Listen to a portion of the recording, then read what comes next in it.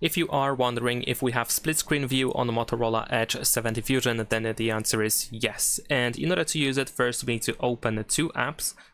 There we go. And then after opening 2 apps, you can go to Recent or Background Apps, tap on the app icon that we have above the preview, and then here we can choose the split screen option. This is available only if you have at least 2 apps opened at the same time. I mean, if they have been opened previously, and they must support the split screen view because not every app supports it.